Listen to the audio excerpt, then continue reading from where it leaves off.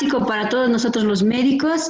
Debemos conocer que es importante que cada uno de nosotros podamos interpretar de la mejor manera los factores predisponentes que tiene cada una de nuestras pacientes, tanto embarazadas en inicio, en mediados y término del embarazo, ¿ya?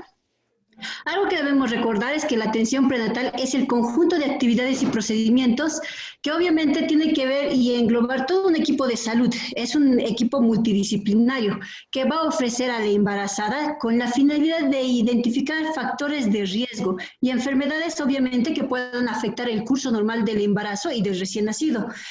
El tema que estamos mencionando es muy importante porque debemos conocer que desde hace mucho tiempo, incluso la OMS le ha tomado mayor atención a lo que es el control prenatal, siempre y cuando con propósitos ¿para qué?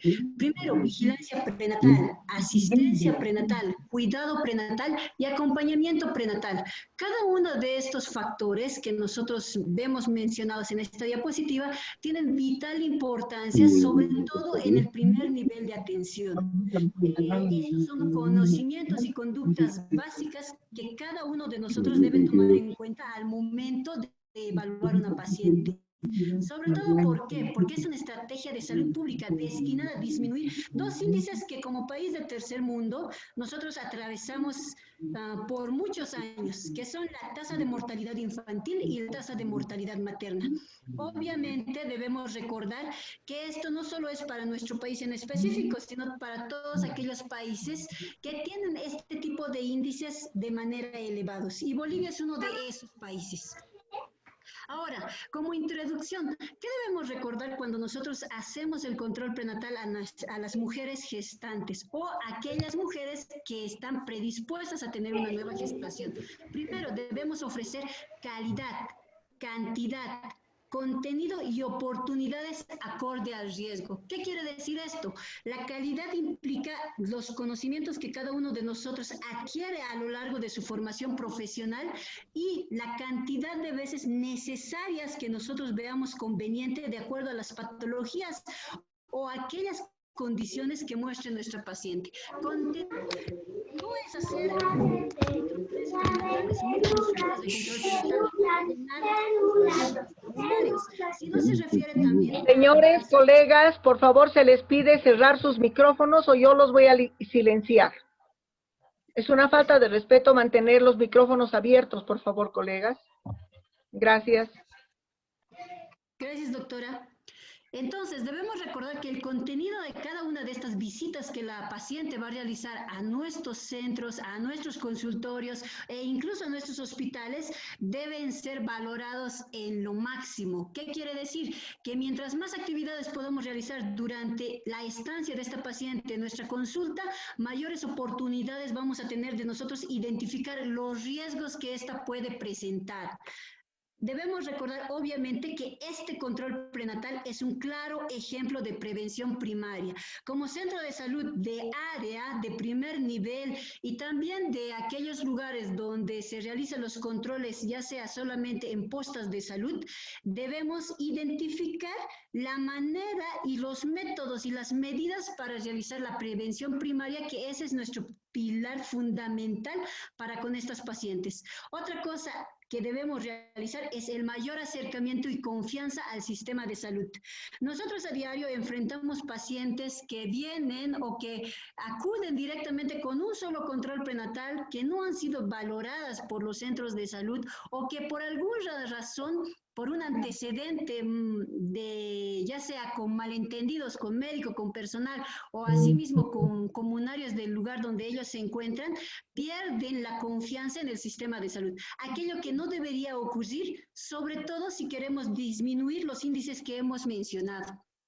Ahora, los objetivos principales del control prenatal se basan primero, en la administración de contenidos educativos para la salud de la familia y de la crianza del niño. Segundo, para la detección de enfermedades maternas subclínicas.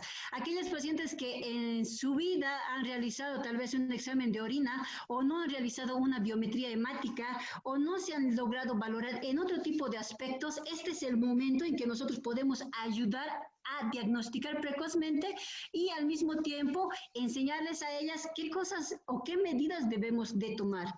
Tercero, la prevención de diagnóstico temprano y tratamiento de complicaciones maternas oportuno. ¿Qué quiere decir? No esperemos a tener una paciente convulsionando con eclampsia, pudiendo haber evitado o haber detectado la hipertensión inducida por el embarazo a las 20 semanas. No esperemos a las 40 semanas cuando ya están en presentación pelviana, dilatadas en periodos expulsivos, cuando podíamos haberlas diagnosticado a las 32, 34, 35 semanas con una ecografía. Entonces, son cosas que nosotros deberíamos tomar en cuenta, obviamente, desde cada una de las perspectivas y de las posibilidades que tengan nuestros centros de salud. Entonces, como cuarto, ¿qué deberíamos hacer? La vigilancia del crecimiento y de la vitalidad fetal. Es de vital importancia que nosotros podamos identificar las condiciones en las que estamos preparando para un recién nacido. Y si este va a requerir algún tipo de manejo, por así decirlo, más especializado o más complejo, deberíamos estar en la posibilidad de ofrecérselo. Entonces, como quinto, algo muy importante es que debemos disminuir la molestia de síntomas y aminorar las enfermedades asociadas al embarazo. Y obviamente no es solo instruyendo a la mujer embarazada, sino esto es un concepto que debemos tomar en cuenta, es que existe una pareja o un acompañante, el que puede ayudar a que esta mujer pueda tomar los riesgos y complicaciones con mayor seriedad. Como último factor, lo que nosotros queremos y que tenemos que hacer es preparar psicológicamente y físicamente a nuestra embarazada para el nacimiento de un nuevo ser vivo. Actualmente tenemos una gran cantidad de embarazos adolescentes. También tenemos una gran cantidad de gestantes añosas funcionales, añosas tardías o primigestas funcionales. Entonces, ¿qué debemos hacer? Nosotros debemos orientar a estas mujeres para que puedan recibir con la mejor predisposición a estos productos y de esta manera orientarlas a que ellas puedan entender la importancia de estas visitas al centro de salud. Entonces, ¿qué debemos recordar? Cuestiones básicas, 4 pilares que encierra el control prenatal: precoz o temprano. ¿Qué quiere decir? Que debemos captar a la mujer embarazada en el primer trimestre del embarazo y eso hace que tengamos un mejor manejo de cada caso específicamente. Ahora, lo más importante que debemos de notar nosotros es que esto no es solamente de mujeres embarazadas. Nosotros manejamos varios textos de contenido que hemos tenido la oportunidad de muchos de nosotros leer, que es el continuo de la vida. ¿Qué quiere decir? Que entonces manejamos a las personas y a las pacientes desde que son niños, son adolescentes y que se están preparando para un embarazo futuro. ¿Eso qué debería hacer? Que nosotros podamos captar a estas pacientes y orientarlas incluso preconcepcionalmente. Y si hacemos esto, podemos tener idealmente, obviamente, un control prenatal precoz y temprano. Segundo, periódico continuo. ¿Qué quiere decir? La OMS ha demostrado que 5 controles prenatales a lo largo de la gestación en un embarazo de bajo riesgo sería una manera ideal de que nosotros por lo menos podamos conocer el embarazo y la gestación que estamos teniendo enfrente y las patologías que una gestante pueda cursar. Tomando en cuenta primero que el primer control prenatal debe ser durante el primer trimestre del embarazo. ¿Qué quiere decir? Durante las primeras 12 semanas. Obviamente, este es uno de los pilares fundamentales porque debemos saber reconocer los signos y síntomas que va a presentar una mujer embarazada con un embarazo precoz. Segundo control prenatal, idealmente realizarse entre las 23 a 27 semanas. Y luego un control prenatal cada 4 semanas, hasta las 27 semanas. Y después de las cada 4 semanas después de las 27 semanas. Y obviamente, muchos textos nos indican que desde las 32 semanas para adelante deberíamos hacerlo cada 2 semanas, un control prenatal. Y más allá indican desde las 36 semanas un control cada semana. Si bien contamos la cantidad de controles prenatales, se van a ir aumentando, pero la OMS nos recomienda mínimamente para un embarazo de bajo riesgo que nosotros consideremos al haber hecho nuestra historia prenatal, 5 controles prenatales. Y estos son los que les estaba mencionando. ¿Cuántas visitas debe hacer nuestra paciente a nuestro consultorio? Obviamente, después, completo o integral. El control prenatal debe incluir en general, no es solamente la parte ginecológica. Hablamos de una persona y esta persona tiene ojos, tiene nariz, tiene cabeza, tiene miembros, tiene apéndice, tiene vesícula. Entonces, hablamos de un conjunto. ¿Y qué debemos hacer? Idealmente, cuando hablamos de un control prenatal completo e integral, hablamos de prevención primaria, prevención secundaria y prevención terciaria. Obviamente, cada uno de nosotros conoce cada uno de estos términos y la cualidad principal de estos es el diagnóstico y el tratamiento oportuno en prevención secundaria.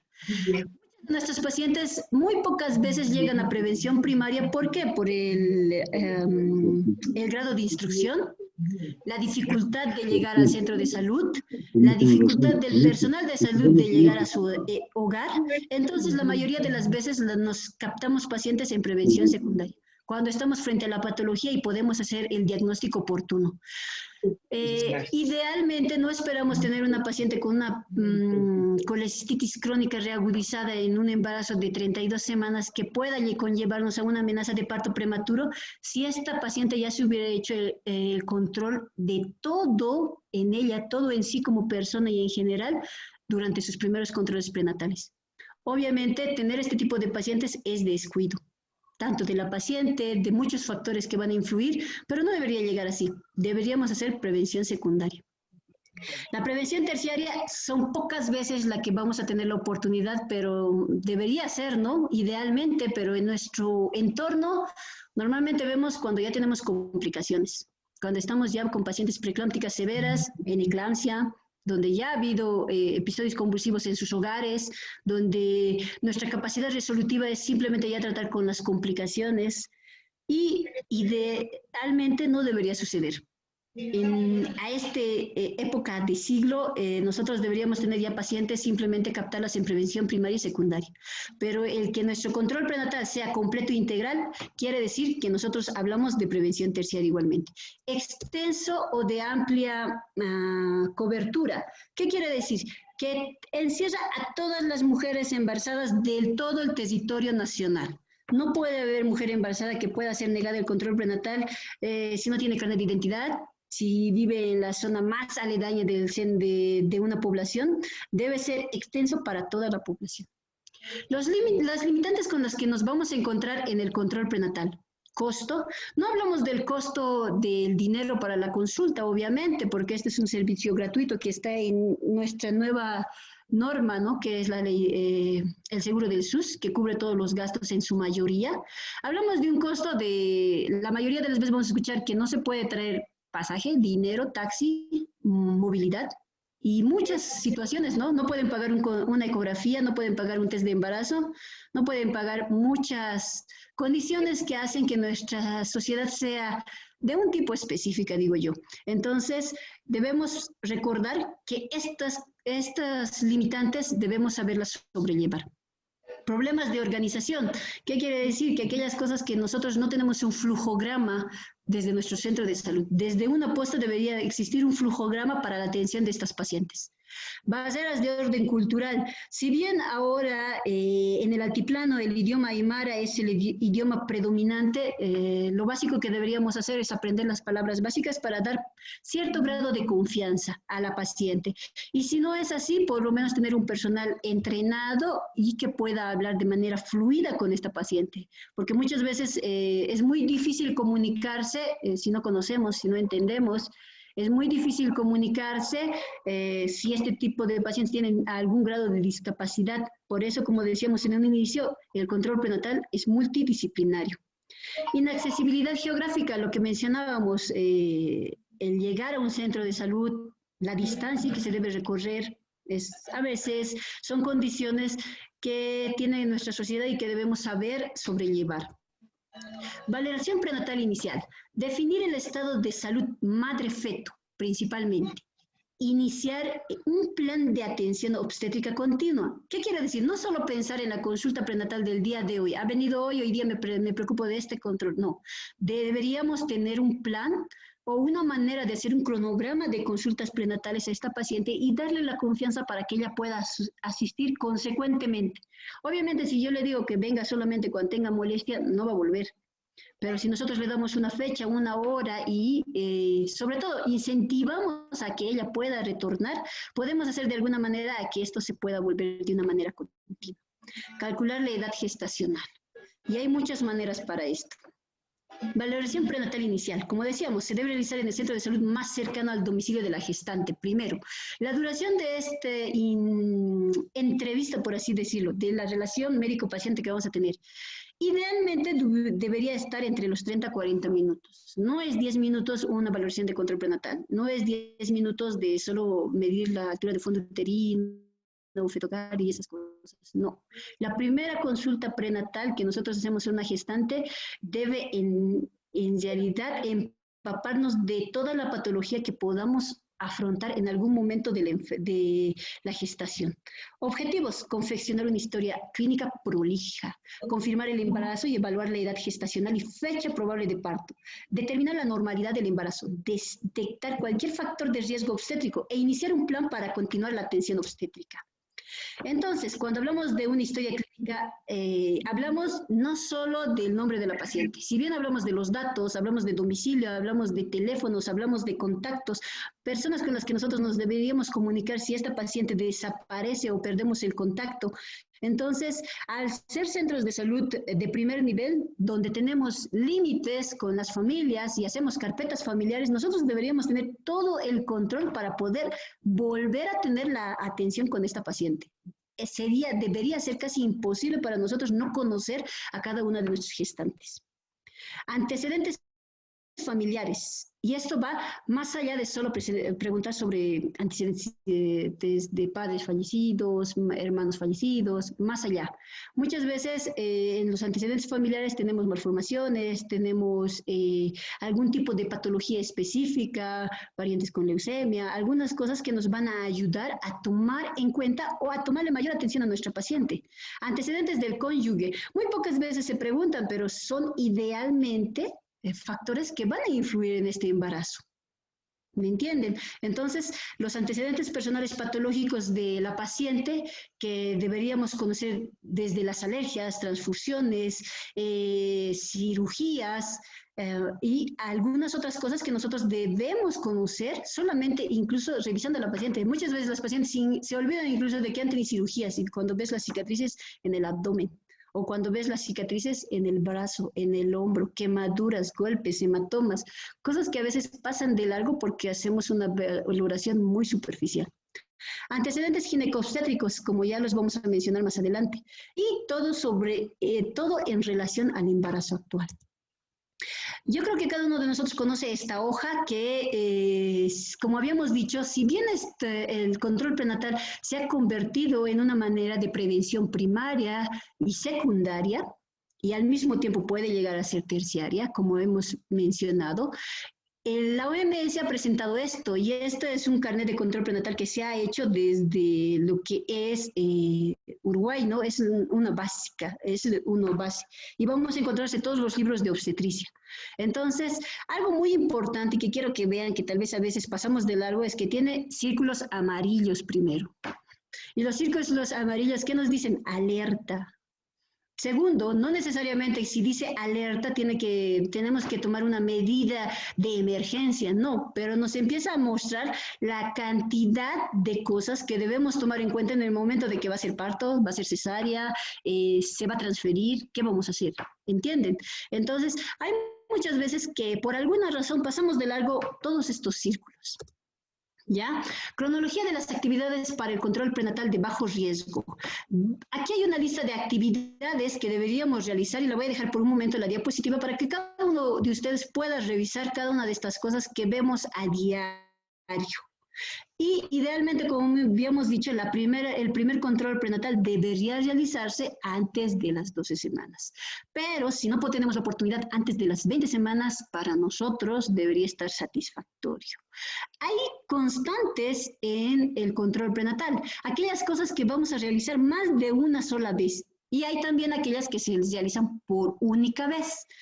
como ser la prueba de embarazo, el test de embarazo que nosotros vamos a realizar, solo se realiza en el control prenatal.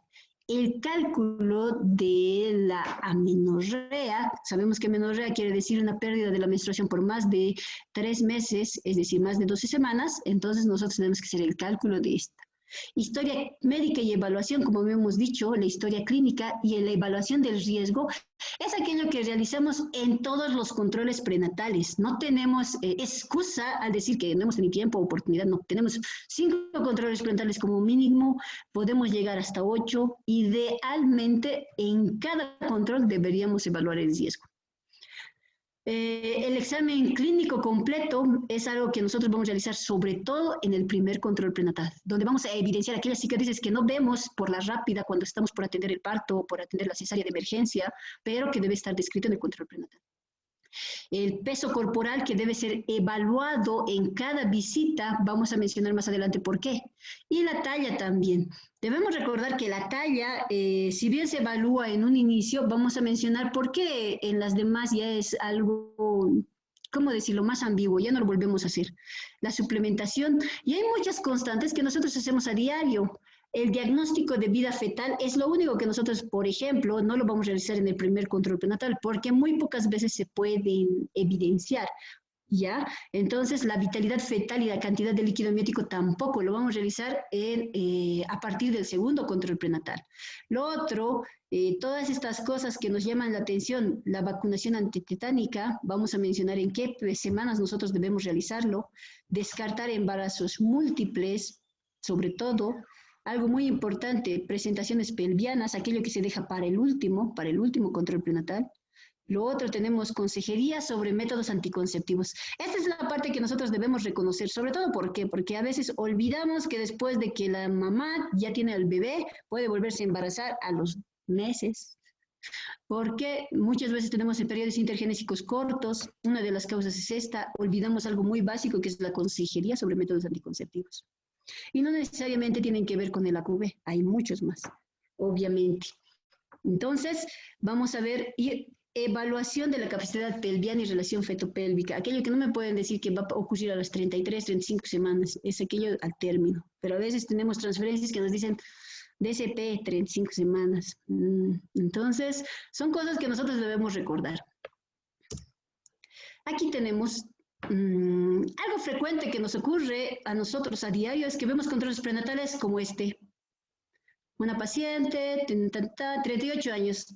¿Qué habíamos dicho sobre los cuadros amarillos? Parece que no son visibles o a veces tenemos poca percepción. Perdón. Vamos a irnos atrás. Perdón. Entonces, el problema que tenemos es que muy pocas veces se toma en cuenta este cuadro. A los 38 años, aquí dice menor de 15 años y aquí dice mayor de 35. Deberíamos tener ya un primer círculo amarillo redondeado, ¿no? O tiqueado. Lo que es aquellas cosas que debemos tomar en cuenta. Si bien cada uno de nosotros va a abrir una hoja de historia clínica prenatal para nuestra paciente, nuestro centro de salud, esta hoja es la que nosotros vamos a recibir como centro de referencia. Y esta debería demostrar todo lo que hemos preguntado y lo que hemos mencionado anteriormente. Nosotros deberíamos poder en esta hoja determinar cada una de las cosas que vamos a hacer con nuestra paciente sin tener que volver a preguntar lo mismo. Este debería ser el espejo del control prenatal que se ha realizado hasta el momento, idealmente. Pero es muy pocas veces que, y esta es la manera en que nosotros tenemos que presentar este tipo de cosas. Debemos ayudarles a que puedan reconocer ustedes y ayudarnos a nosotros a tomar mayor énfasis en ciertos parámetros que están directamente descritos aquí.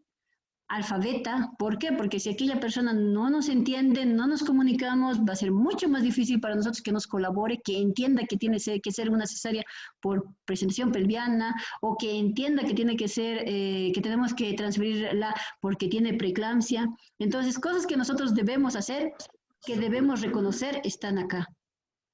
Los antecedentes personales patológicos, como habíamos mencionado. Aquí hay las patologías básicas que nosotros vemos a diario y que debemos recordar que debemos empezar a tiquear. Muchas veces estos están casillas, no, y cuando le preguntas, la señora sí tenía diabetes o sí tiene el antecedente de padre tuberculoso. Entonces, o si tiene una cirugía, si bien, por ejemplo, otro tipo de cirugía, colecistectomizada. Entonces, este es el cuadro en el que nosotros debemos hacer énfasis con ese tipo de datos que hemos dicho que son los primeros que vamos a hacer. Antecedentes ginecobstétricos, las gestaciones, muchas veces nos ponen aquí partos, 1, cesáreas, 1, nacidos vivos, 1, viven, 1, pero la señora había tenido 4 abortos previos. Y no, ni siquiera lo tiquean. Acá dice más de 3 abortos consecutivos, tic. Entonces, debemos recordar que cada una de estas cosas nos van a ayudar. Esta es la parte general, es la parte de la historia clínica que vamos a hacer a nuestra paciente en la parte de sus antecedentes. Los periodos intergenésicos son muy importantes.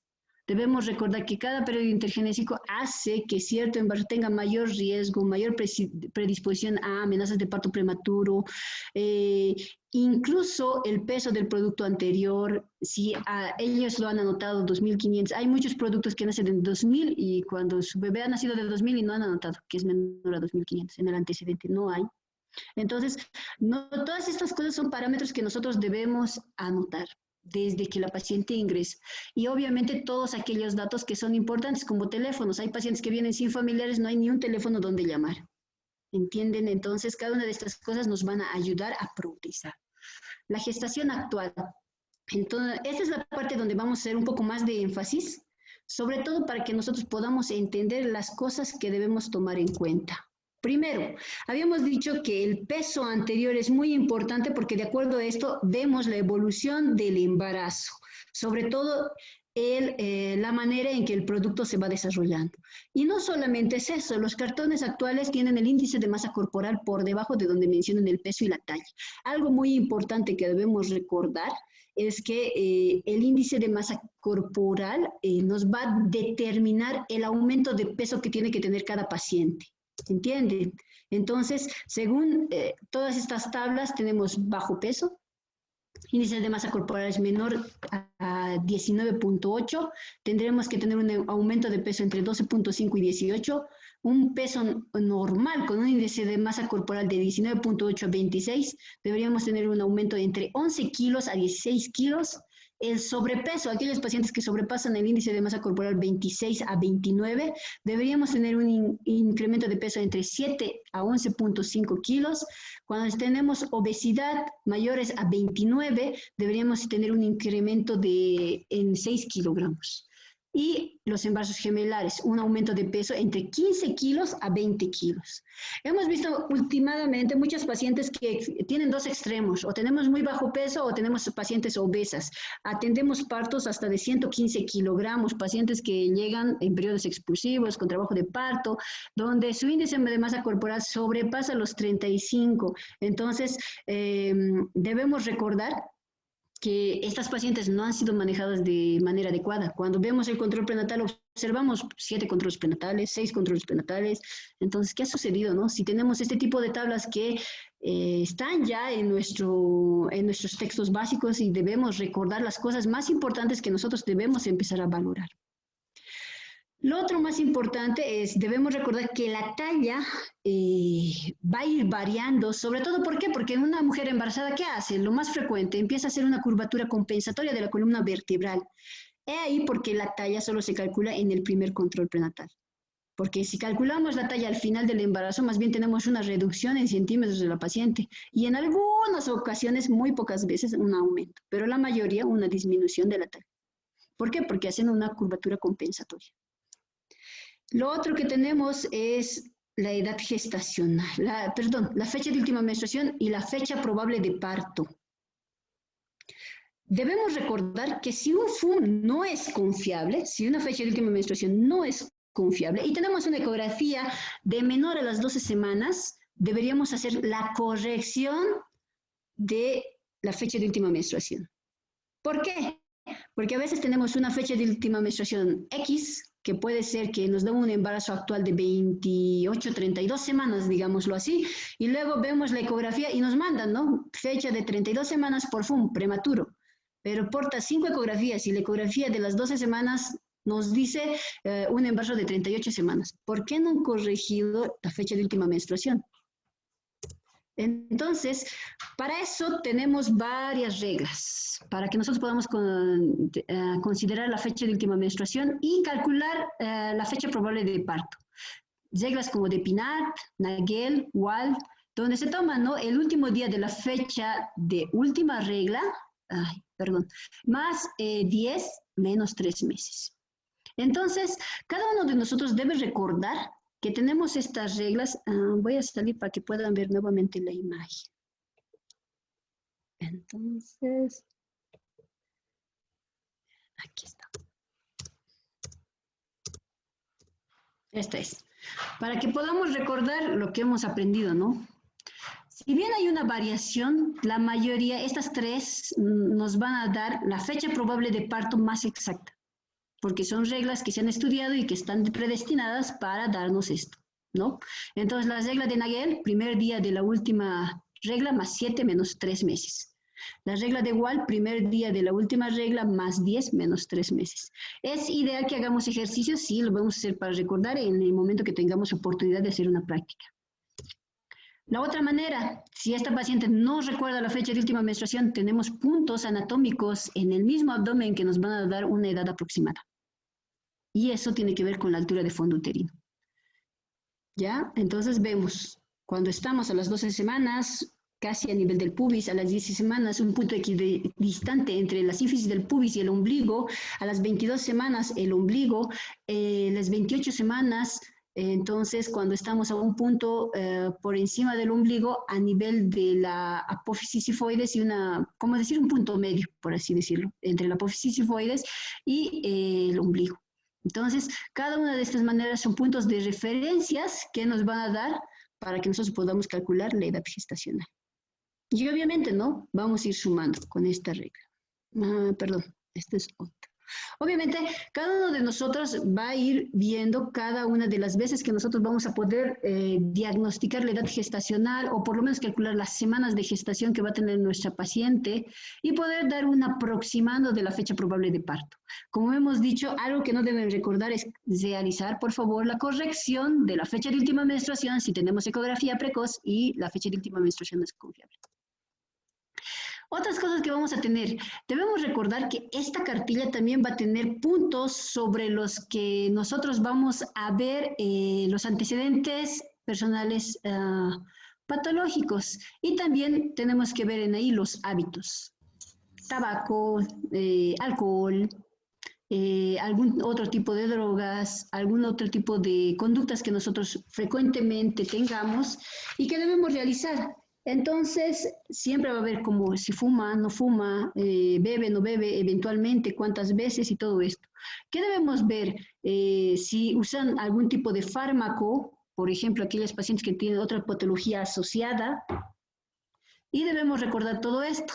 Entonces, ¿qué vamos a tener? Podemos tener restricciones de crecimiento intrauterino, partos prematuros, bajo peso al nacer, defectos congénitos, problemas de conducta o aprendizaje en nuestro producto. Entonces, todos esos antecedentes y hábitos que va a presentar la paciente nos van a ayudar a poder ver las consecuencias que vamos a ver al momento de la obtención de los productos.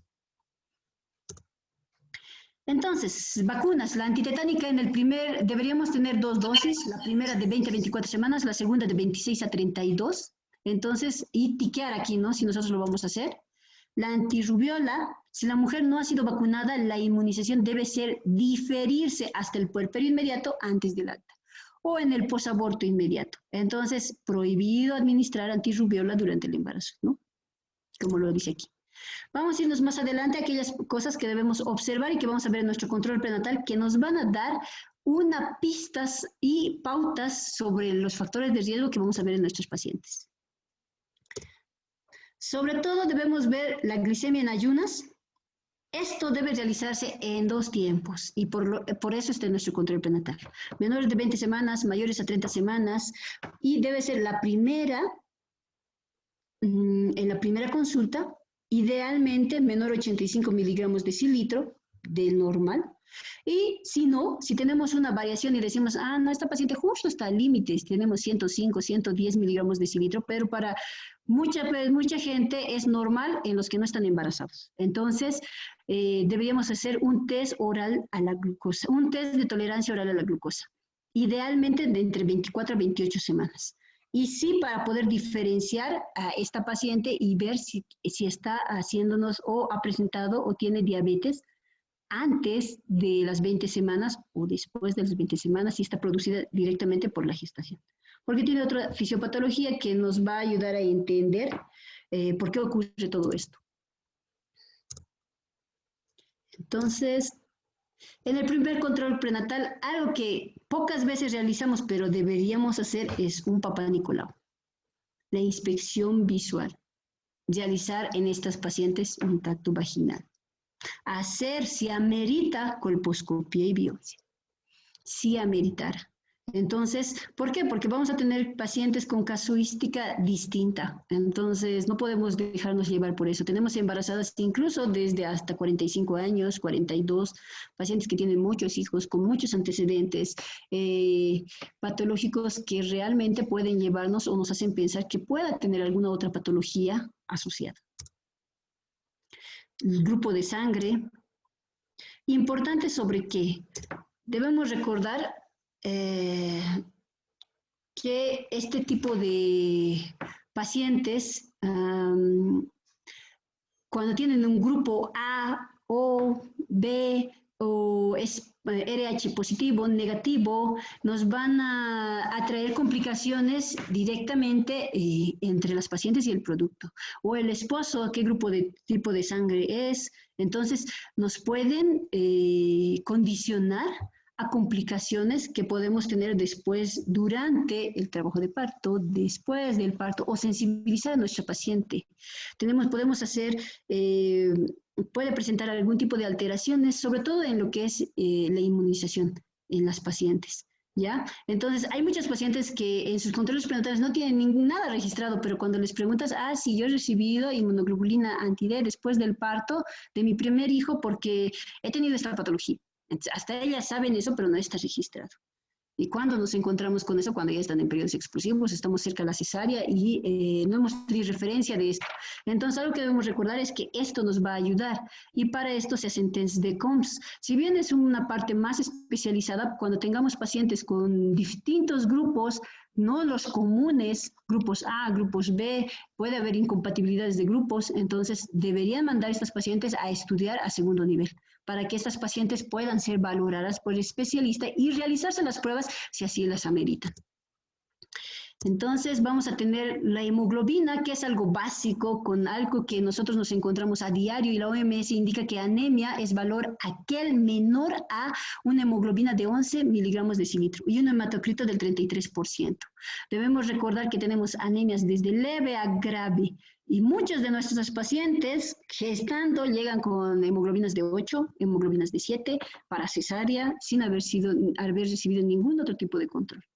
O anemias leves con 13, 12, 11 de hemoglobina para transfusión sanguínea, el otro extremo, ¿no? Entonces debemos recordar que nosotros debemos tomar vital importancia. La OMS ha pautado ya esto, y este cuadro y este cuadro que nosotros debemos conocer para ayudarnos a hacer un manejo ideal de las pacientes. La bacteriuria, algo distinto, como habíamos dicho, hay muchos pacientes que nunca han ido a un médico, no han acudido y no han hecho ningún tipo de laboratorio. Entonces, ¿qué es la bacteriuria? La presencia de bacterias, pero en ausencia de síntomas, algo muy importante. Por eso es ideal que cada uno de los pacientes haga un examen general de orina desde el primer control prenatal. El estreptococo beta, idealmente debe tomarse la muestra entre 35 a 37 semanas, mediante un hisopado vaginal y rectal. En la mayoría de los casos se ha visto en varios estudios que este tipo de bacteria causa alteraciones tanto en el producto sobre todo, y puede llegar a causar cierto tipo de sepsis puerperales y complicación obviamente en el posparto. Definir el estado de salud de la madre y el feto, la presión arterial actual y la magnitud de los cambios, peso actual, magnitud de cambios, altura de fondo uterino desde la sínfisis. Entonces, la presión arterial. ¿Cuándo decimos hipertensión? ¿Cuándo decimos hipotensión?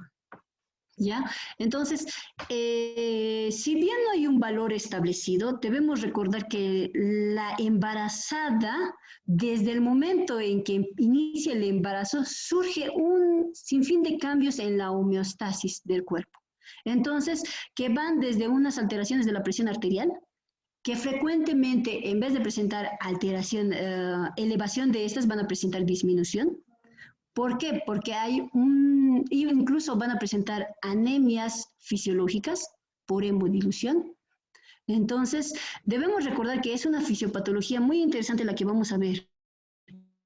Pero con lo básico para nosotros es en qué momento vamos a decir que una paciente es hipertensa, en qué momento vamos a decir que esta paciente está con signos de preeclampsia, signos de vasoespasmo, o está con preeclampsia con signos de severidad, como actualmente se denomina, ¿no? Nosotros conocemos como preeclampsia leve, preeclampsia severa, no existe preeclampsia moderada, primero. Actualmente hay una clasificación que emite preeclampsia sin signos de severidad y la preeclampsia con signos de severidad, así, esos dos extremos. Y debemos recordar que es aquella presión arterial sobre 130/90, para decir preeclampsia leve, y preeclampsia severa 160/110 de presión arterial, en las distintas presiones. Cada uno de nosotros debe tomar en cuenta todos estos datos. ¿Por qué? Porque van a, por lo menos, darnos la pauta de lo que nosotros debemos encontrar y buscar en una mujer embarazada. ¿Ya? Entonces, habíamos dicho que vamos a tomar en cuenta ahora sobre la edad gestacional. Esto que nosotros conocemos y que vemos a diario y que se nos ha regalado a cada uno de los centros de salud y los hospitales. Un gestograma. Ay, perdón, se me acola esta imagen más antes.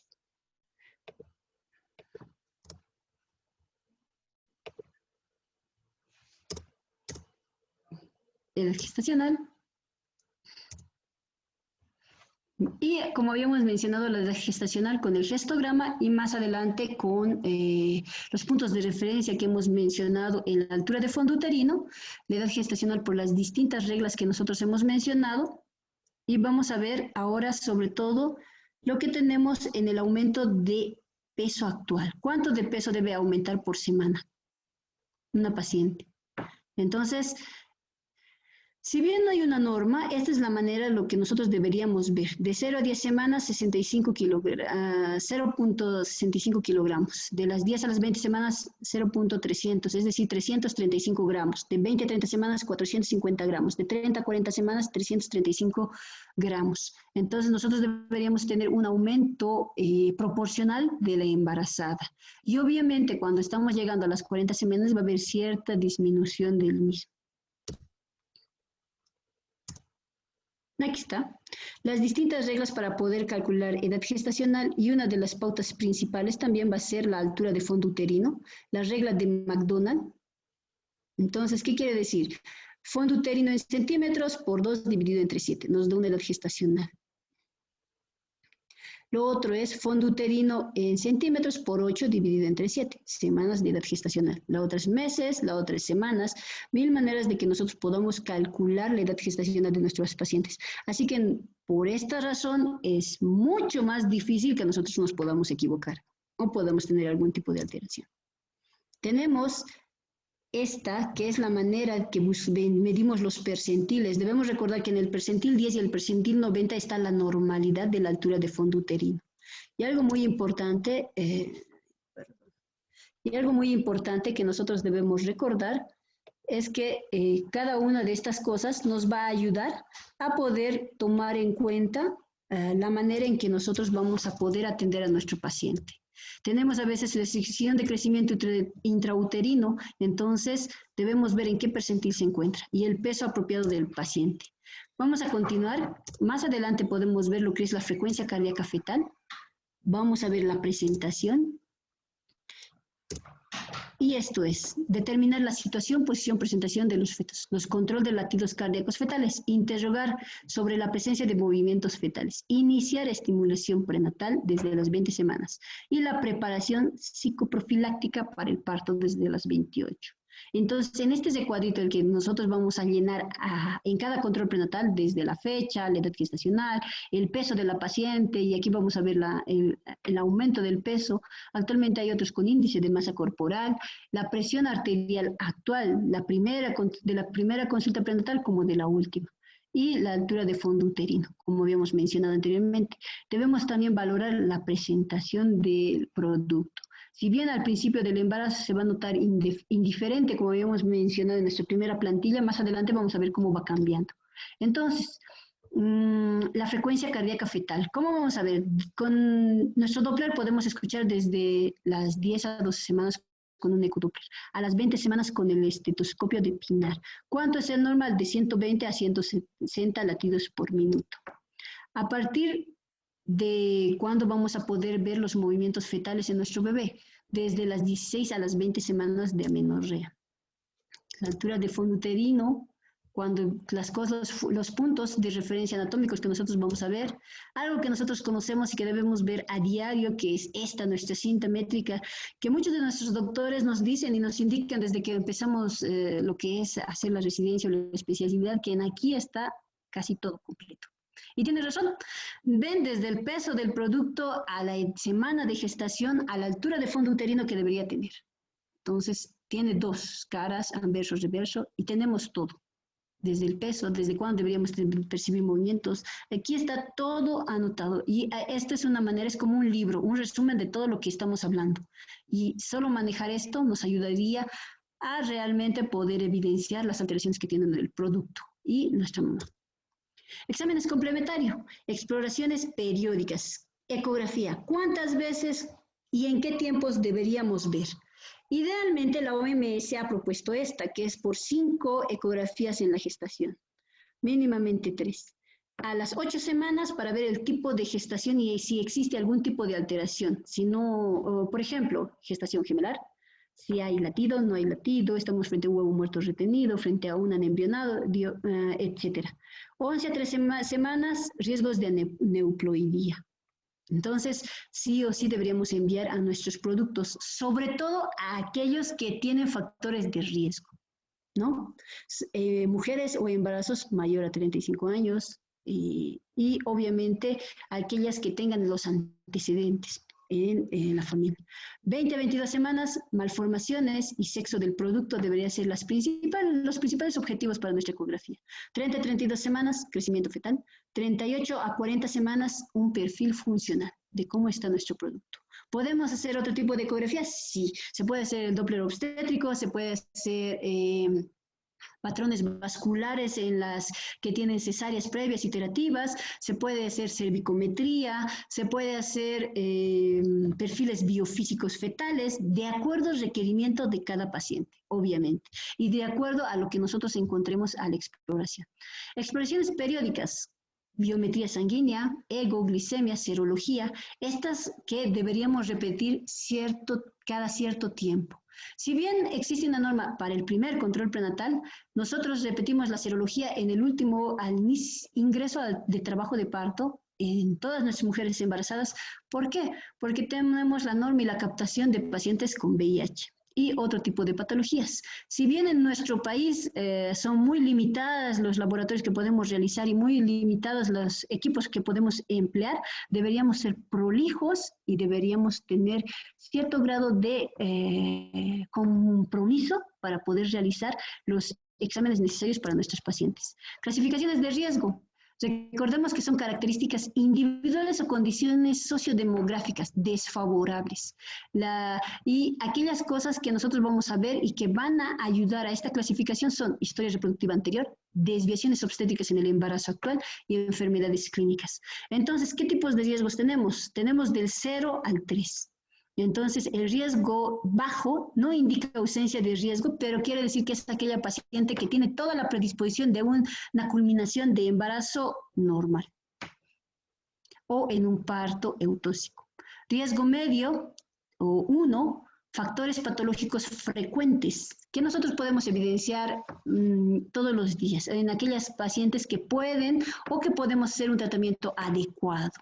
Edad, primero, infecciones, que tienen soluciones y que podemos manejarlos. Riesgo alto o segundo, factores con sensibilidad y especificidad. Aquellos factores que ya van más allá de patologías cardíacas, patologías renales, gastrointestinales, que comprometen más de un sistema. Riesgo alto o 3, poco frecuente, alta sensibilidad. Pacientes de alto riesgo obstétrico, pero más allá de un manejo multidisciplinario especializado. Entonces, el manejo de cada paciente y el nivel de atención que recibirá está de acuerdo a la clasificación de los riesgos que presentan. Eso es todo lo que les puedo decir de acuerdo al control prenatal. Espero que les haya ayudado de alguna manera a refrescar ciertos conceptos. Si bien es algo básico el control prenatal, hay muchas cosas que deberíamos enfatizar, sobre todo la manera en que nosotros vamos a ayudar a nuestra paciente. Muchas veces hemos escuchado el tema, el que alguien no ve lo que no conoce. Entonces, si nosotros nos falta o debemos repasar alguna cosa, yo creo que este es el momento y en este seminario tengan la oportunidad de revisar su libro y los datos que hemos tomado han sido sobre todo del continuo de la vida, del libro de Schwartz y Ferrina, que ha hecho lo que es el CIP, del uruguayo Ferri. Entonces, espero que les haya ayudado a por lo menos recordar o refrescar la memoria sobre algunas cosas y algunos puntos que debemos tomar en cuenta al momento de que nosotros valoremos y hagamos incluso el llenado del CLAP. Gracias, doctora Rebollo.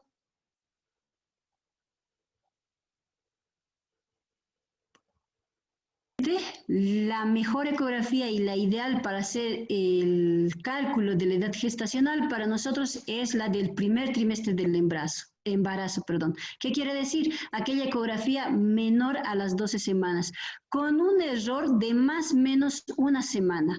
Mientras más tardía sea la ecografía, menos confiable es. No podemos ver confianza en una ecografía tomada a las 34 semanas. No podemos ver confianza en una ecografía tomada a las 39, 40 semanas. No son confiables porque tienen un error de más o menos 3 semanas. La mejor para calcular y hacer la corrección de la fecha de última menstruación en el control prenatal es la primera ecografía, doctores. Espero que eso podamos entenderlo y como dice el doctor Collareta, es ideal que podamos tomarlo en cuenta al momento de solicitar ecografías y para calcular edad gestacional. No pidamos ecografía como para decir, estamos en 40 semanas, creo que puede ser 39 o 38. No, esa no nos sirve para nada. Para cálculo de edad gestacional no nos sirve. Para valorar otro tipo de situaciones, sí, como ser grado de madurez del producto, de la placenta, líquido amniótico, etc. Eso sí, pero edad gestacional menor a las 12 semanas, con un error máximo, como repito, de una semana. Gracias, doctor. Quería consultar precisamente respecto a esto de las ecografías. Bueno, lo ideal sería tener una paciente con su ecografía de primer trimestre, ¿no? Pero muchas veces nos encontramos con pacientes que vienen a las 20 semanas, 30 semanas de embarazo, con una ecografía reciente y con un FUM poco confiable, o ellas mismas indican que no recuerdan, ¿no?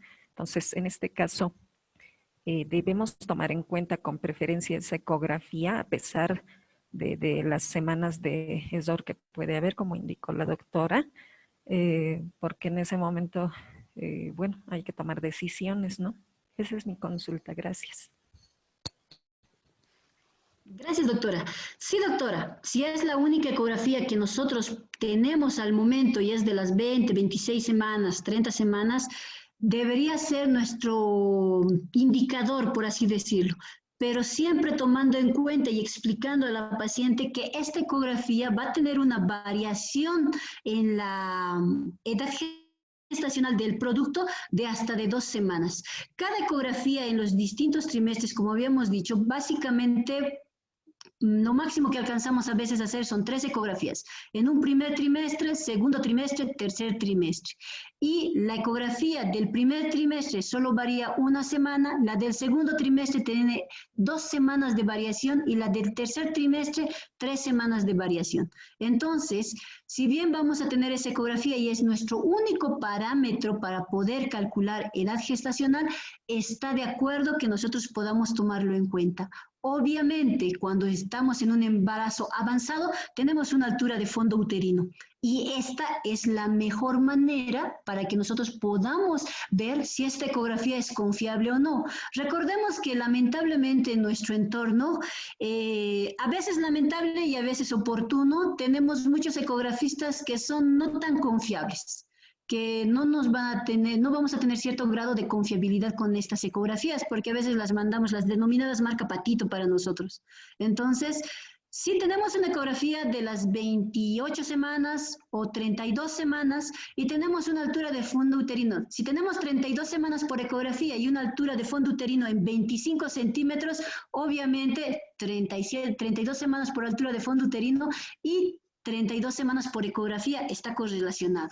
Entonces, más allá de solo irnos a la ecografía en el segundo y tercer trimestre, tenemos la altura de fondo uterino que nos va a guiar a que nosotros podamos tener un dato más exacto de la edad gestacional, doctora.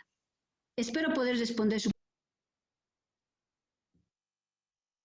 La doctora hablaba sobre las pacientes obesas, que sí tenemos bastantes pacientes con obesidad, ¿no?, en los controles prenatales. ¿Y cuál sería la conducta en estos casos? En el caso de pacientes con desnutrición, claro, administramos el paquete de multivitaminas, aceite vitaminado, orientación nutricional, a veces derivamos a la nutricionista. En el caso de la paciente obesa, hacemos la orientación nutricional, pero es muy difícil que bajen de peso durante el embarazo, ¿no? Hemos tenido pacientes de 95 kilos, 100 kilos.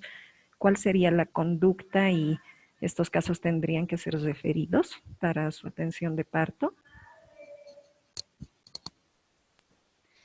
Es una paciente más compleja, la paciente obesa. Obviamente es muy difícil pedir que una paciente disminuya de peso durante el embarazo, pero sí se la puede mantener con ese peso. A veces vemos pacientes que de ingreso en el primer control prenatal tenían 94 kilos y a las 37, 40 semanas ya tienen 105 kilos, 110 kilos. Entonces, ese no ha sido un manejo adecuado. Pero si tenemos pacientes que han ingresado a su primer control prenatal con 94 kilos y los hemos mantenido durante el límite que habíamos dicho que son 6 kilogramos de aumento y es los 100 kilos, entonces podemos decir que estamos ayudando a esta paciente. Evidentemente, doctora, lo primero es hacer una orientación. Segundo, sí deberían ser valoradas por un equipo mucho más específico del que contamos en el centro de salud. Pero para esto existe la consulta externa de especialidad en los segundos niveles y ellas valorarán si amerita apoyo no solo nutricional, sino también psicológico, porque estas pacientes tienen algún tipo de problema que va más allá de solo su cuerpo. ¿Entiende? A veces tiene razón, hemos visto pacientes de 25 años con 115 kilos y es muy dificultoso e incluso la atención del parto y la predisposición de esta paciente a tener otro tipo de patologías hace que sea una paciente para ser referida en un momento oportuno a la consulta por especialidad. Debemos recordar que la paciente con obesidad es una paciente candidata a tener diabetes o síndrome metabólico. Tenemos que tener, consecuentemente puede tener problemas cardiovasculares. Obviamente, otro tipo de patologías que van a ir complicando y comprometiendo el embarazo como tal. Entonces, sí amerita que estas pacientes sean enviadas, no a una emergencia, más bien a un control por consulta externa desde ya que hemos tenido la manera de ver que no está progresando. Por ejemplo, usted la controla 94 kilos, su primer control prenatal, la cita al siguiente mes y ya está con sus 98 kilos. Obviamente hay una alteración, esta paciente tiene que ser valorada en un nivel superior y por todo este equipo que le menciono, pero no como una emergencia, como una paciente para consulta externa para que la especialista pueda guiarla. Consulta, una paciente de término, quisiera que me oriente un poco en relación a la conducta que se debe tomar en casos de anemia, ¿no? En la anemia leve, moderada y severa. ¿Cuál es la conducta que debemos de tomar en primer nivel en una embarazada de término?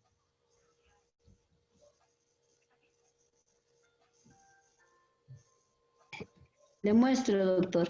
Debemos recordar que la paciente con anemia, si bien en algún momento del embarazo se va a convertir en una emergencia, en este cuadrito, entonces existen valores normales y valores patológicos. En nuestro país es milagroso, les diré, porque vemos pacientes con 5 de hemoglobina caminando. Entonces, tenemos que recordar que cuando nosotros nos encontramos con anemia, hablamos con hemoglobina menor a 11 miligramos decilitro. Aquellas que están con 10 de hemoglobina, hablamos de anemia leve. Estas pacientes tienen o necesitan recibir, si bien la suplementación de sulfato ferroso, ácido fólico, que es el combinado que nosotros tenemos en tabletas, y aparte multivitaminas, también debe ser solamente el apoyo higiénico dietético, aquellas cosas que van a ayudar a que mejore la anemia durante todo el embarazo. Cuando están a término, es mucho más difícil que nosotros podamos compensarlo de golpe. Está con anemia leve, evidentemente va a entrar en trabajo de parto y va a seguir con su anemia leve, va a tener una pérdida en trabajo de parto de entre 300 a 500 ml de pérdida sanguínea, entonces aquello no va a comprometer por completo su vida, entonces es aquella paciente que puede ser tratada en un primer nivel de atención. Anemia moderada, hablamos de hemoglobinas de 7 a 9.9 miligramos decilitro. Entonces, estas pacientes obviamente son más pálidas, tienen mayor dificultad incluso para la distribución del volumen sanguíneo en el cuerpo. Estas pacientes, si están a término con trabajo de parto, son las pacientes que frecuentemente nosotros referimos ya como paciente en emergencias. Ya está con trabajo de parto, está con 4 de dilatación, lo que es un trabajo de parto efectivo. Entonces, esta paciente sí tiene que ser valorada por nosotros, porque si está con 7 de hemoglobina, obviamente la pérdida que va a tener puede ser un poco mayor, dependiendo de otros parámetros en la biometría sanguínea que vamos a ver. ¿Me entienden? Entonces, esta paciente en algún momento puede y va a requerir transfusión de un paquete globular, frecuentemente en el posparto. ¿Por qué? Porque de ingreso ya ha tenido 8 de hemoglobina, 7 de hemoglobina. Nosotros empezamos transfusión sanguínea en segundo nivel con menos de 9 de hemoglobina. Entonces, esta paciente sí necesita ser referida a segundo nivel, en segundo nivel con 9 de hemoglobina.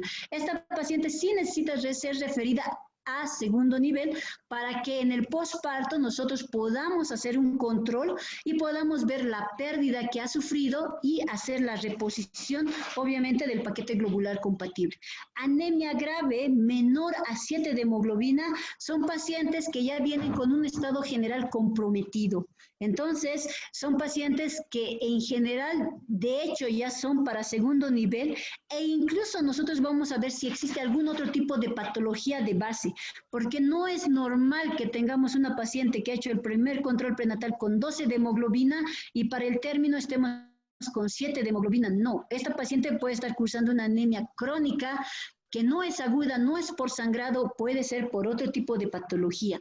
Entonces, aquellas anemias moderada y grave deben ser valoradas desde el primer control prenatal, porque vamos a tener una hemoglobina de ingreso. Ahora, es distinto tener una paciente que ha llegado a nuestro servicio con su laboratorio directamente que dice hemoglobina de 7. Ah, ya, eso es distinto. Sí, la transferiremos de emergencia a segundo nivel, ya está con trabajo de parto, requiere paquete globular. Pero esos son los casos extremos. La mayoría de nuestros pacientes, el patrón que tenemos está aquí, hemoglobina menor a las 20 semanas. Quiere decir que nosotros ya hemos hecho el control y lo hemos anotado aquí y hemos dicho, esta es una hemoglobina de 10, esta es una hemoglobina de 12, esta es una hemoglobina de 11. Entonces, al término tener una anemia severa o una anemia moderada, quiere decir que ha sido descuido de nosotros mismos, doctores. Es casi imposible, a menos que sea el escenario que le he mencionado.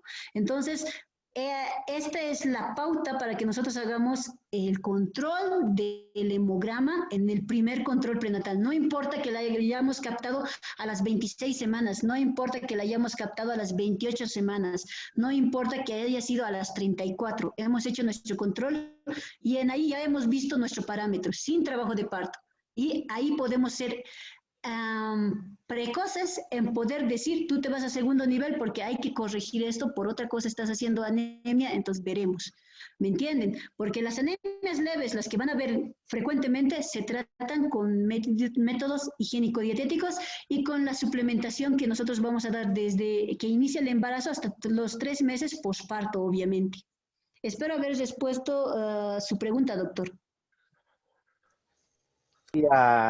Últimamente hemos visto dentro de las condiciones que nos solicitaban para transferir pacientes esto de la prueba del COVID. Yo quisiera que nos aclaren un poquito cómo tenemos que hacerlo, si ya hay alguna normativa y también dónde lo están haciendo, porque tenemos la dificultad, especialmente en las noches, ¿no? Nuestros centros están aislados. Entonces, ¿cómo podríamos también ayudar a los pacientes con esto de la prueba rápida para COVID? Ya. Si bien no es una normativa, doctor, evidentemente no existe una norma que diga que es obligatorio que toda paciente tenga esta prueba. Se ha visto por conveniente que se realice debido a que, primero, que la mayoría de las pacientes que nosotros recibimos en los distintos hospitales, recordemos que son pacientes embarazadas y de parto, requieren o tienen cierto grado de inmunidad disminuida por el embarazo mismo. Entonces, nosotros lo que queremos es ayudar a que estas pacientes puedan evitar las complicaciones de esta patología. Si bien no se realizan las pruebas en todos los centros de salud, en algunos momentos puede tener un costo. Cuando es emergencia, nosotros en nuestro servicio recibimos a la paciente. Ejemplo, si es una paciente que nos mandan sin dilatación, sin borramiento o con 1 de dilatación, 2% de borramiento, con todo dentro de parámetros normales, se valora a la paciente y se le solicita una prueba que pueda realizarla por sus propios medios, evidenciando que no sea una emergencia. Pero si se trata de una paciente que nos mandan con trabajo de parto, RPM, sufrimiento fetal o algún tipo de anomalía en la presentación, cesárea previa, y es una emergencia, en nuestro hospital las emergencias se atienden sea o no tenga prueba COVID. ¿Entienden? Entonces, si bien, como le decía, no es una norma, es una manera de proteger a las demás pacientes. ¿Por qué? Porque si esta paciente se nos es referida con prueba positiva, se hace la transferencia directamente a los centros COVID.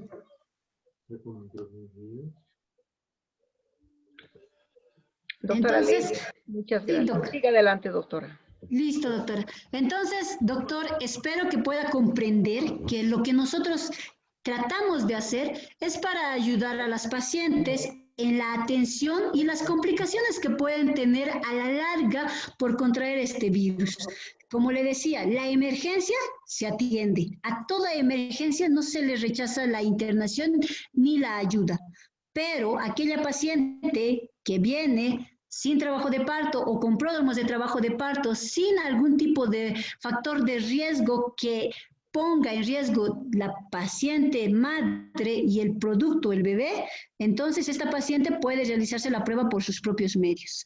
¿Para qué? Para que nosotros podamos otorgarle a ella la calidad de atención que necesita y la especificidad de atención de una paciente con un cuadro de COVID.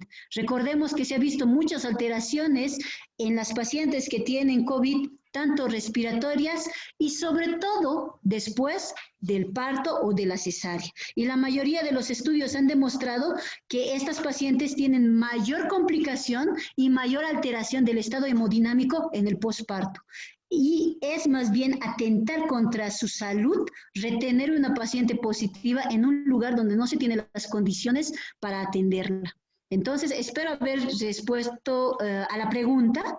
Y como le dije, emergencia, no importa si es 3 de la mañana, se recibe siempre y cuando esta paciente venga con su hoja de referencia. Y si no viene, nosotros atendemos todo tipo de pacientes y llegamos a colapsar todos nuestros servicios, independientemente a que estas pacientes sean de nuestra área o no sean de nuestra área, que al momento estamos cubriendo lotes y servicios, que es otra área, pero igual estamos recibiendo a todas las pacientes, incluso de provincia, y vienen sin prueba y llegan en periodos expulsivos. ¿Qué podemos hacer? Hay que atenderlas. Entonces, de la manera en que ustedes puedan valorar a la paciente y nos indiquen que amerita emergencia, se la atiende. Pero si no amerita emergencia, esta paciente es mandada a que pueda hacerse la prueba por sus propios medios, doctor. Buenas noches. Tengo una duda con relación a los valores de anemia que usted ha dado. A nosotros, por la altura, nos habían dado otros valores, lo que creo que crea también un poco de confusión cuando nosotros enviamos para valoración a una paciente embarazada con diagnóstico de anemia también. Nos habían indicado otros valores para la altura. Me parece, no sé, puede ser que esté equivocada también, que los valores que nos está indicando son a nivel del mar.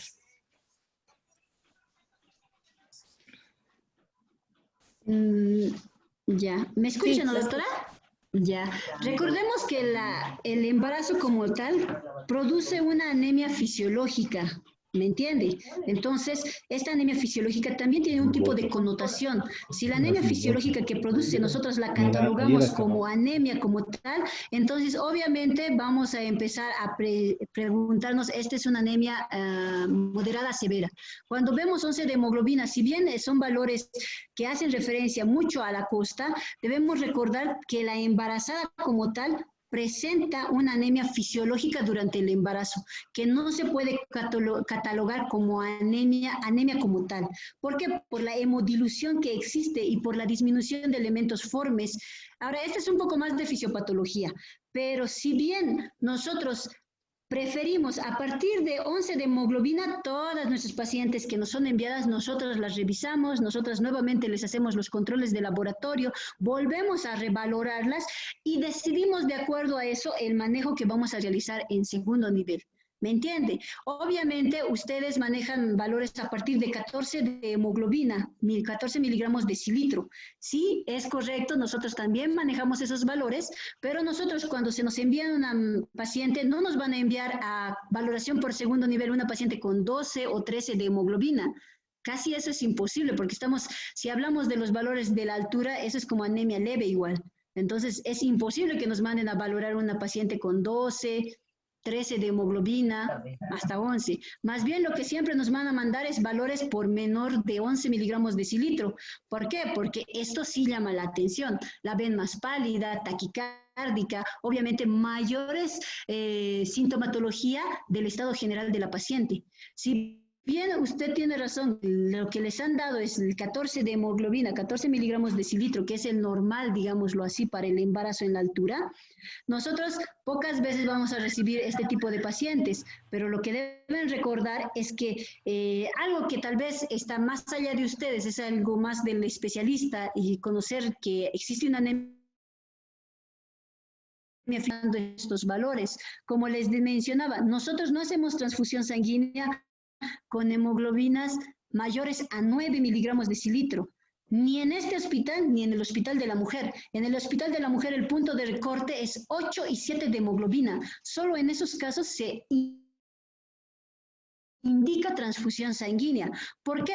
Porque la transfusión sanguínea tiene otro tipo de connotaciones que pueden llegar a ser patológico incluso para la embarazada.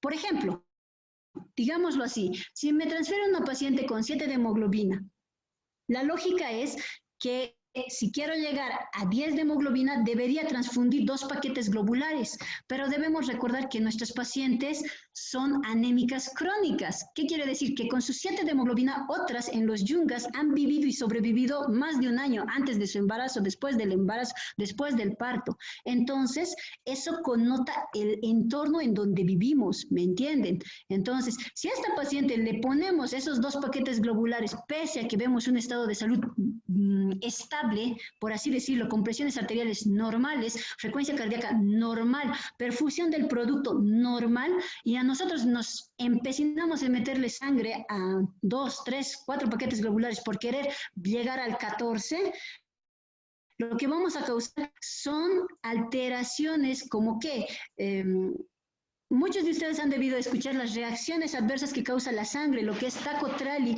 y son en realidad enfermedades producidas por manejos masivos de transfusión sanguínea. Entonces, yo le explico a usted lo que me quiere decir. Sí, evidentemente el 14 miligramos de decilitro de hemoglobina en la altura, por debajo de este nosotros empezamos a llamar anemia, sí, pero no nos van a transferir pacientes con 12 de hemoglobina que son manejo para primer nivel de atención. Más bien lo que ustedes van a hacer, mandarnos pacientes con menores de 11 miligramos de decilitro de hemoglobina y nosotros vamos a ir viendo estos valores para ver si ellas requieren manejo higiénico dietético o manejo de transfusión sanguínea, como le menciono. Espero que ustedes puedan tomar en cuenta sobre todo eso, que no, segundo nivel no es para manejar hemoglobinas de 12, de 13, si bien son menores, estamos hablando de anemia leve a nivel de la altura, pero anemia que podemos controlar en centros de salud de primer nivel. Espero, doctora, que pueda un poco responder a su pregunta. Evidentemente, estos otros valores, hablamos de una anemia en una mujer embarazada, pero ya más a nivel de especialista para ver lo que vamos a nosotros hacer con ella, sobre todo con lo que es transfusión sanguínea. Hola. Sí, doctor. Andrés, Evidentemente, sí, ante la pregunta de la doctora, los valores que están registrados en la pantalla son valores correspondientes a la costa. La diferencia entre los valores de la costa y la altura, el Instituto Boliviano de Biología de la Altura ha establecido una diferencia entre 1.5 a 2 gramos de decilitro en lo que significa la hemoglobina, ¿ya? Entonces, nosotros podríamos de alguna otra manera considerar, tomando en cuenta estos valores, cuando hablamos de anemia leve, moderada o severa, secundaria al embarazo. Eso quería de alguna otra manera. Gracias, Andrés, doctor. sí, estoy de acuerdo. Hay un estudio que se lo está tomando como referencia, es un estudio de investigación realizado justamente en el Instituto Boliviano de la Altura por el doctor San Miguel, donde el punto de corte que se establece no solamente para el embarazo, sino para adultos, incluyendo niños, es de 14.7. Y por debajo ya consideramos anemia leve.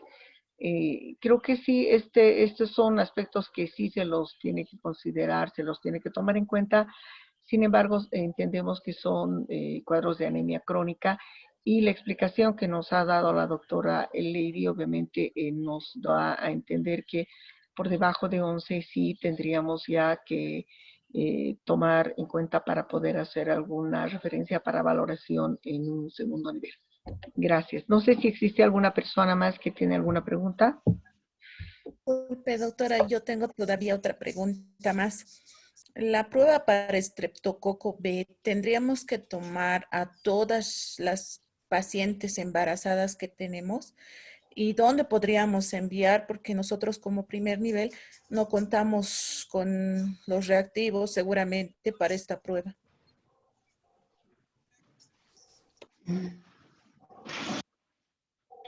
En realidad sí, debería tomarse, pero como nuestro departamento, nuestro país, muchos de nuestros servicios no tienen todos los reactivos para realizar este tipo de pruebas. Evidentemente, existen muchos estudios que hablan sobre la importancia de realizar este tipo de pruebas, sobre todo viendo más allá del trabajo de parto, más allá del embarazo.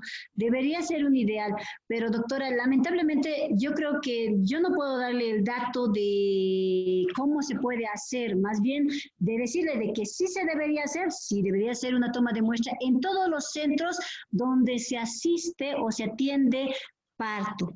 Aquellos lugares que son, en realidad serían nuestros centros de salud maternos, que asisten el trabajo de parto y que reciben pacientes para trabajo de parto y que atienden los partos eutóxicos, ellos sí deberían hacer la toma de muestra de estas pacientes, porque me imagino que ellos deberían de tener el equipo para realizar estas tomas.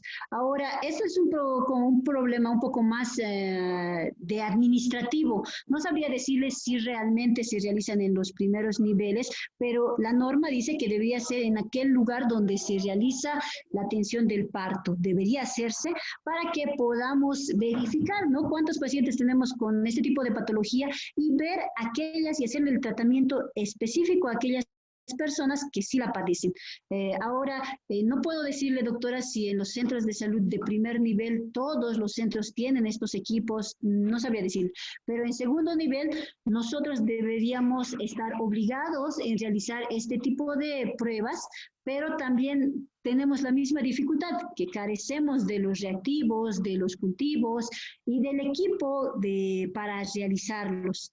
Ahora, no le puedo decir si en los terceros niveles los tienen igual, porque como le digo, en nuestro país es muy difícil tal vez tener todos los equipos necesarios para realizar la mayoría de las cosas que deberíamos hacer y que obviamente harían que la calidad de atención a nuestros pacientes sean mejores. Más bien yo creo que a la doctora Rita, tal vez usted, doctora, podría ayudarnos para poder responder sobre si se realizan o no se realizan o si cuentan con este tipo de equipos, doctora, porque lamentablemente yo creo que sí se debería hacer, y la norma dice que sí se debe hacer, pero no sé si los centros de salud cuentan con los equipos necesarios, doctora. Bueno, en el sistema público no existe la posibilidad de realizar estas pruebas. Sin embargo, entiendo que a nivel privado sí. Me gustaría que tal vez el doctor Pacheco pueda responder. Esta presencia de esta bacteria en las personas adultas no produce mucho problema, pero en cambio en los neonatos sí puede producir problemas, incluso puede llegar a producirse un óbito fetal.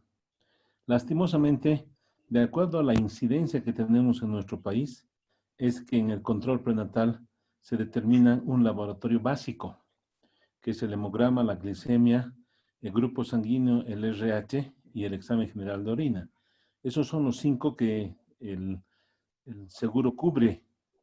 Evidentemente, después podemos realizar los otros que necesitemos, como sea creatinina, urea y todos los que veamos convenientes, pero como decía la doctora Rita, por la misma incidencia, por la misma, digamos, frecuencia con que se detectan esta clase de enfermedades, en el sistema público no se hace la prueba del estreptococo beta hemolítico, no se hace. Las pruebas se tienen que hacer a nivel de lo que significan laboratorios particulares, ¿no? Es más aún, la recomendación dice que se la debería instruir siempre y cuando la paciente solicite la prueba. Como no hay una difusión amplia de esta enfermedad, es que no se la hace. Así que es recomendable, obviamente, ¿no?, para proteger, ¿ya? Y lo que la Sociedad de Ginecología ha decidido, ha sugerido, mejor dicho, es de que aquellas pacientes que han tenido un óbito fetal, un mortinato sin una causa explicable, entonces esta prueba debería ser mandataria. Esa es la situación que vivimos en nuestro país, colegas.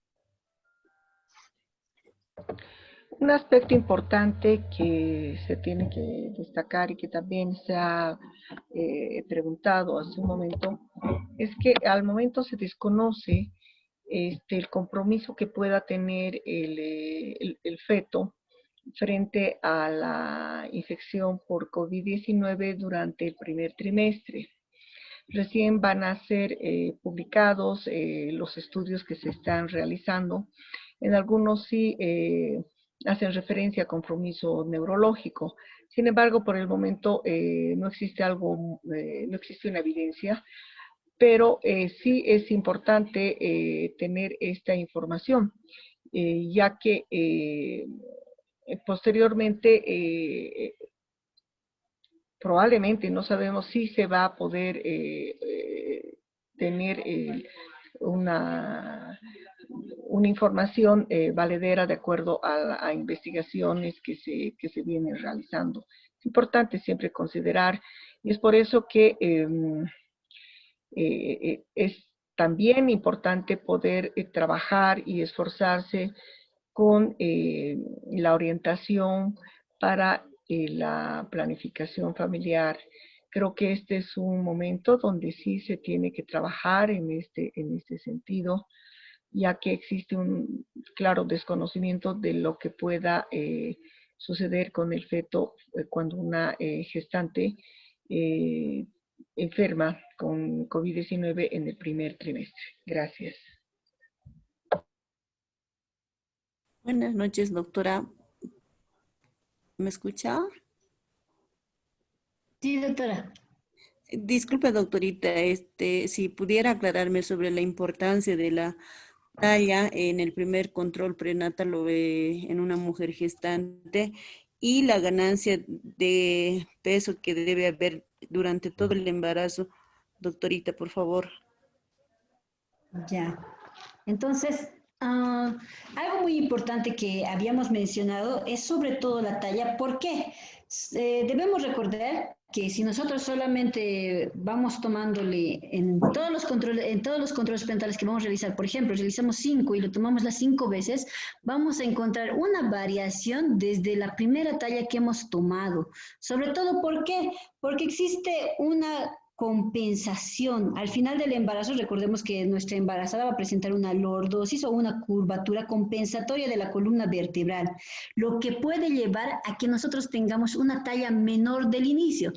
Ejemplo, si nosotros hemos tallado 1,65 en su primer control prenatal, es frecuente que en los consecuentes controles nosotros encontremos 1,62, 1,63, 1,60, dependiendo de la curvatura compensatoria que haga la columna vertebral. ¿Me entiende? Entonces, esa es la importancia de tomar la talla en el primer control prenatal. Y el peso corporal de las pacientes. Debemos recordar que el índice de masa corporal es importante porque de acuerdo a este índice de masa corporal nosotros vamos a saber valorar la cantidad de peso que debe aumentar nuestra paciente. Ejemplo, en una paciente con un índice de masa corporal normal de 19.8 a 26, nosotros deberíamos tener un aumento de peso entre 11.5 a 16 kilogramos. ¿Me entiende? Y de esa manera nosotros diríamos que esta paciente con índice de masa corporal que hoy día en su primer control prenatal, antes de las 12 semanas, hemos pesado con 50 kilos, al final del embarazo deberíamos estar pesando entre 61 kilos 500 y 66 kilos. Esa es la relación que nosotros deberíamos tener con el aumento del peso corporal de acuerdo al índice de masa corporal. Entonces, espero que viendo esta tabla podamos recordar nosotros cuánto de peso y cuánto debe aumentar. He ahí la importancia de controlar la obesidad en las pacientes que de por sí ya vienen con sobrepeso. ¿Cuánto deben aumentar estas? 6 kilogramos, como el ejemplo que nos daba el doctor, ¿no? La doctora, perdón, de las pacientes obesas. Esas son la tabla que nosotros tomamos en cuenta. En el libro de Schwartz indica desde pesos bajos, habla sobre un aumento del peso corporal de entre 13 y 18 kilogramos. Entonces, nosotros debemos evidenciar pacientes que van a subir toda esta cantidad de kilos durante el embarazo y debemos controlarlo, obviamente, en cada control prenatal. Espero haber respondido su respuesta, doctora. Perdón, a su pregunta, doctora. Tal vez yo podría acotar una cosa para... Lo que dice la doctora Lady es completamente correcto, ¿no?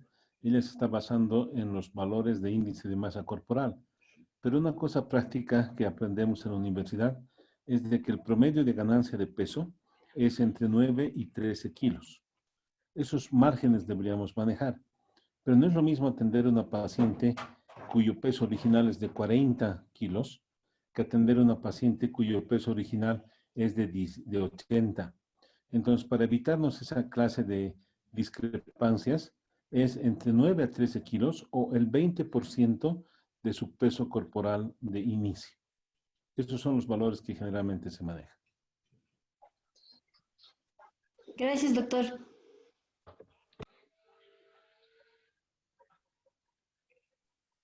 Buenas noches, doctora. Otra consulta.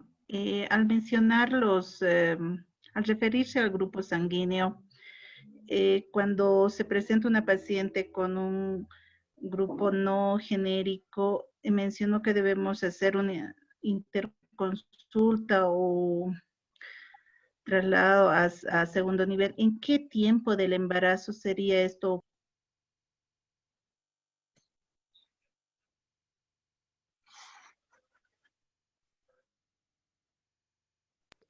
En realidad es una vez que nosotros tengamos las alteraciones, ¿no? Una vez que nosotros pedimos el hemograma completo, nosotros pedimos grupo sanguíneo y factor, RH. Entonces, en ahí es donde nosotros podemos evidenciar que esta paciente es grupo A, grupo B, grupo O, ya sea positivo, negativo, depende del factor.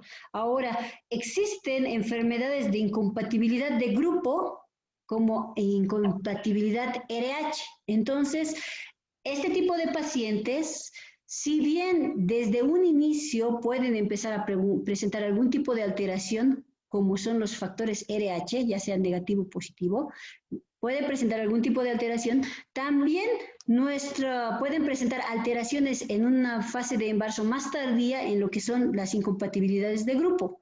Ahora, me refiero a que sería ideal que estas pacientes sean valoradas por un segundo nivel en consulta externa, una vez que nosotros tengamos el resultado del laboratorio y evidenciemos estos parámetros.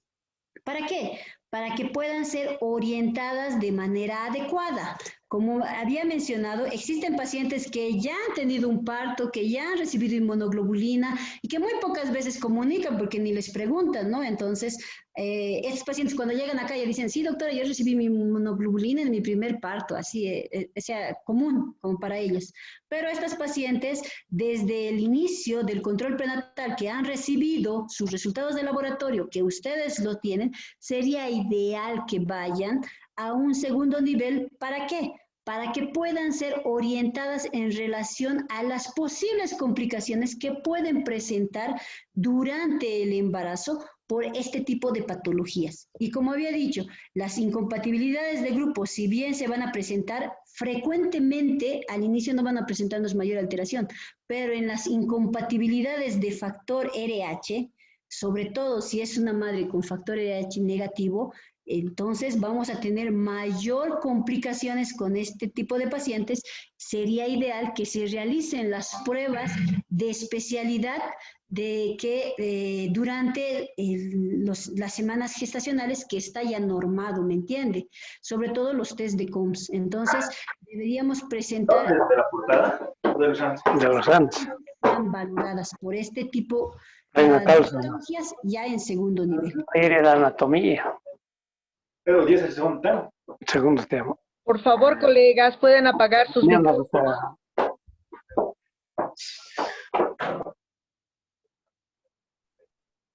¿Y la portada,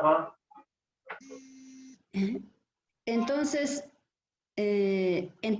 doctores, lo ideal es ver estas cosas, ¿no? Estos dos factores. Ahora, los test de COMS, según se realizan durante el embarazo en las 20, 24 y 28 semanas, según Schwartz. Ahora, normalmente nosotros empezamos a realizar entre las 18 y 34 semanas. Debemos ver que estas pacientes deben realizarse este tipo de test para ver si van a presentar algún tipo de incompatibilidad de grupo o incompatibilidad de factor, y por lo tanto tener mayor factor de riesgo en el momento o durante la gestación. Entonces, eso es lo que debería hacer usted, doctora, para poder referir a las pacientes, sobre todo para que ellas puedan recibir la orientación y al mismo tiempo realizarse los exámenes más especializados.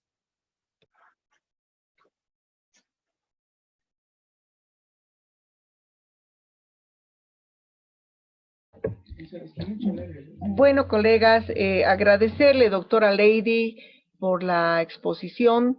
Y evidentemente la gran participación de todos los colegas de los establecimientos Germán Buch, Huayna Potosí y Chacaltaya. Los esperamos el día de mañana a horas 20:30. Muchas gracias.